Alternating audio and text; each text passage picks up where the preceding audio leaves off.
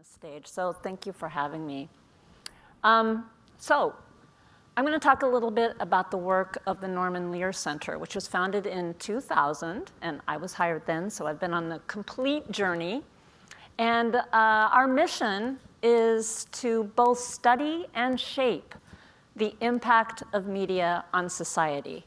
I'm going to focus today on just that studying part. Our Media Impact Project launched 10 years ago, and it really grew out of work that we had done with the CDC, measuring the impact of storylines, scripted TV storylines about health issues on audiences. The Media Impact Project branched out to news and to film, and so we have several projects to showcase, but I'll only talk about a few today. Our research tends to fall into three buckets. We don't just do impact research. We also want to understand the content of media narratives.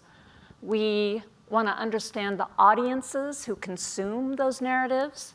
And finally, we want to find ways to look at the impact on knowledge, attitudes, and behavior. And all these things sort of work together. Here's an example of a content project. We've used all kinds of methods and tools to understand media narratives. This was a particularly large project. The Ford Foundation came to us and wanted to understand how is Africa fitting into American narratives? What do Americans say and project about Africa through their media and their conversation on social media? So we monitored 700,000 hours of television, 24/7, 1 month, March 2018, simultaneously looked at tweets from US accounts on Twitter about Africa and the 74 African nations. The news was not so good. That was not a big surprise, but it needed to be quantified. We needed to have a baseline so that any activities that were launched in order to change that narrative could be measured against that baseline. Have we made any progress? And we also had detailed results about exactly how the continent was being denigrated, what was misunderstood. So that's very helpful in putting together a communication strategy to change the situation. So just a handful of findings from thousands. First, we found that crime and terrorism dominated American conversations about Africa on Twitter, but also these were the storylines that you would see in scripted shows about Africa. More likely than not, they would be about crime or terrorism. Now, we looked at any mentions of any African nations. It turned out that Wakanda, the fictional country in Black Panther, was actually much more visible in television discourse in all genres, including news, than 70 actual African nations. We found that in general, mentions of Africa were trivial asides of one kind or another, and quite often Africa was the subject of trivia, literally. It turned out that 20% of all mentions of Africa in unscripted programming on television was on the game show Jeopardy!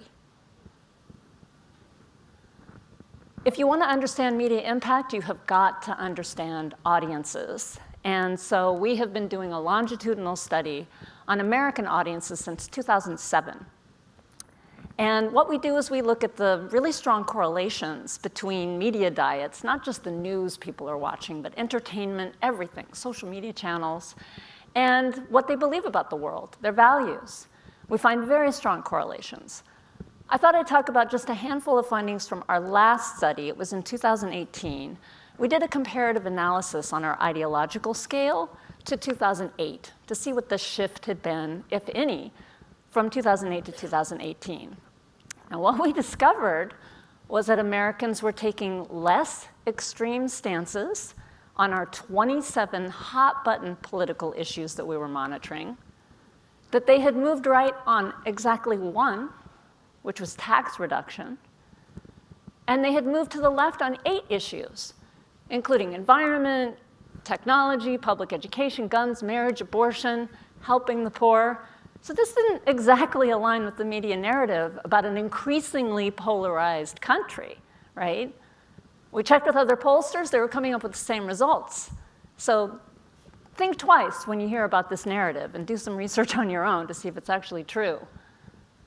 We've done surveys in the same vein, much smaller scale, on mobile phone in Egypt, Saudi Arabia, and Tunisia, with support from the Middle East Media Initiative. And you should ask Catherine Collins, my program officer, who's here today, about this fantastic program.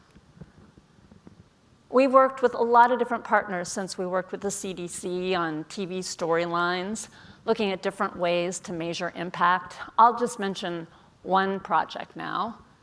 This is our latest impact study. It's for the documentary film, The Social Dilemma. How many of you have seen it?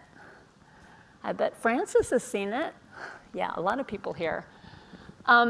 We've come up with a really rigorous survey research method that allows us to take into account the media bias that we exercise when we choose what to watch. So when we find out whether there are any positive outcomes from viewing a piece of media like this documentary, we compare it to very similar viewers who did not see that piece of media. We used that methodology with this research project, and the findings were pretty intense. I'll just mention a few. Viewers were more likely to support design changes for social media platforms and government regulations, and this is compared to very similar viewers with very similar values.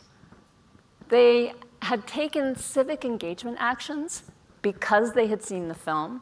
We surveyed them 10 to 12 months after the film had come out. And I think this is the coup de grace. They had decided to place limits on their own smartphone use. That is a huge outcome for a documentary film, a habitual change in people's daily lives. We've been partnering with the Howard Hughes Medical Institute and the Pulitzer Center, as Vince mentioned, on a project looking at how to maximize the impact of science reporting. That will be the focus of the breakout session to follow this session, so please join us there. I'll just titillate you with one of the findings. We did a massive landscape analysis, very interdisciplinary, lots of stakeholder interviews, and our goal was to try to figure out, what are the best practices in doing this? And the shocking thing was that there were very few empirical studies. And one of the few was in the field of solutions journalism.